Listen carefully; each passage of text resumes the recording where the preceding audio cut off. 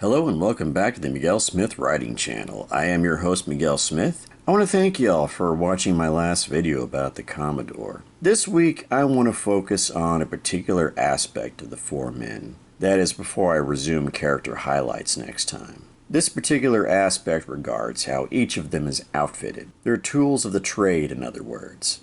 In terms of the writing styles I prefer, I tend to lean more towards those who leave more to the imagination rather than those who prescribe pages of detail for every facet the reader could care about or the author insists should be important. The effectiveness of this approach varies from author to author. Of course, I prefer to leave a lot to interpretation and let the readers just imagine. That being said, there are things I will go over elsewhere, should some need more of a visual guide to what is being discussed on the written page. First off is the Commodore. He wears a more contemporary style olive green tactical suit, but he has a space-themed 1950s, 1960s style helmet that comes in two configurations. One has a half-face shield and the other version is a full-face shield. His tactical suit is of course based on his 25th century outfit, but it's a 21st century demake in terms of styling overall. With the exceptions of the gloves and boots that follow the same retro-futuristic styling of his helmets.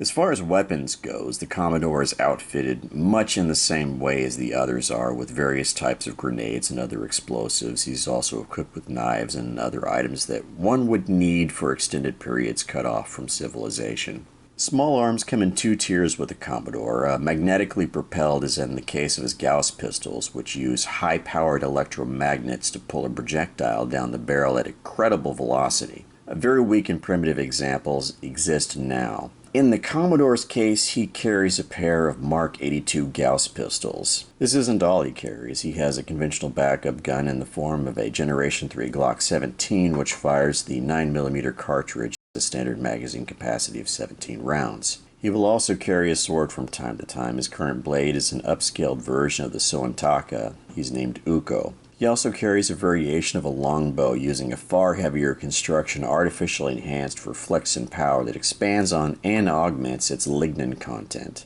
Another compound is used to vastly strengthen its string to handle the weight of draw. Finally, he has a jetpack, which allows him to fly or hover. It uses the weakest anti-gravity coil that can still operate and not lose field stability, even under minimal conditions. This is necessary given that the electromagnetic output of the Dragon 117 flight chassis is kept within a safe range for humans other than the Commodore. Its other means of propulsion are, of course, its hybrid Tesla coil-based rockets. Now we move on to General Stratum. He doesn't tend to need to wear anything apart from some very specialized tech he needs during missions. He can configure his outer skin to accept peripherals such as tech packs, weapon mounts, magazine caddies, and other weapons and tools. Given his power set, he doesn't always need these things unless the mission would call for something far more forensic and surgical than he could unleash with his full might. Despite his size, much of General Stratum's battle tactics revolve around stealth and infiltration.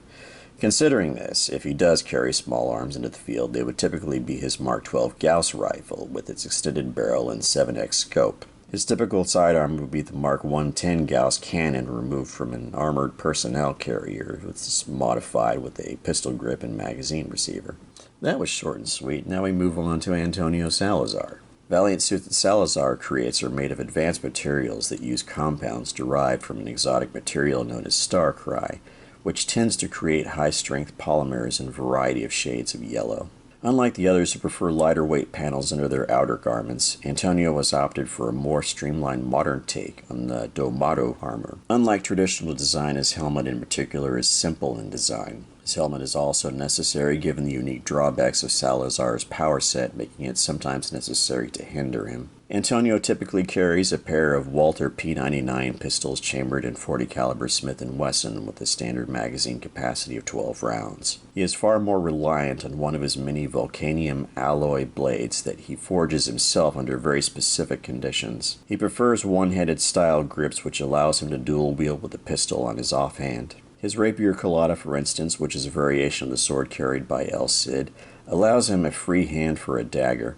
Another blade in his arsenal has a set of metaphysical properties which are very different from those of Volcanium, such as the ability to heal from damage. It also has an indeterminate upper power limit in other respects. It is a blade that Salazar avoids using, largely for its notable inconvenience. Now we move on to Estrella Nocivo. Much of his gear carries a Western theme apart from his footwear, which are a futuristic take on the Roper-style cowboy boot. Their soles and heels are designed to suppress sound. His blue Western shirts are constructed from the same tear-resistant Kevlar that the Commodore's outer jacket is made of. The inner core is a thinner, lighter version of what Antonio Salazar wears. Nocivo's Western blue jeans are also made of Kevlar over a trouser of Starcry fiber. He wears a black bandana scarf as a method of concealing his face. As small arms go, he stays on brand. His sidearm of choice is his blued 6-shot Ruger Vaquero chambered in .45 Colt. Aside from that, he is known to carry a Volcanium katana. Like Stratum, his fighting style is typically quick and quiet. His revolver is his backup, should he somehow lose his blade. The blade he currently carries is a variation of the Roman Gladius Hispaniensis. He also has a recurved bow with the same properties as the longbow the Commodore carries. He is also equipped with a pair of bronze knuckles and quick-release pockets. In more contemporary settings, he carries a pair of high-tech steel knuckles. General overview of equipment. Volcanium is an alloy of titanium, nickel, chromium, tungsten, silver, and Starcry. It has the same flex as spring steel, but with far better edge retention. Sword World armors worn by Estrella Nocivo, the Commodore, and Antonio Salazar are built for mobility with a combination of a layer of lighter scalp concealed under a thinner gambeson. This gambeson has been modified with integrated sections of plate covering larger striking areas. Other than that, their armor is not visually far removed from what is common in the 13th century. The plating itself is made from Volcanium plated in more nickel to allow for a steel outer layer. The chemical properties of Starcry causes delamination with iron, which makes it necessary for the nickel buffer. As a consequence, all sword fittings and wrappings, as well as scabbards and sheaths, can contain no iron. This is because long-term exposure can cause delamination of the nickel plating, which gives Volcanium's otherwise yellow appearance the illusion of being made of steel. The added nickel also augments the other properties of Volcanium, which are metaphysical in nature due to its Starcry content. It's a material still largely not understood, which is used in high-energy weapon systems. Though people tend to say that I have a really magnificent speaking voice, I really hate reading things out loud that I've written. This is one of the reasons why I will abstain from doing the audiobook version of this saga.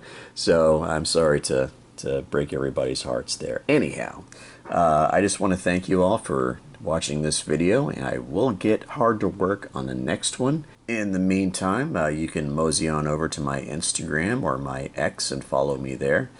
Also, until then, you have a great week, and I'll see you later.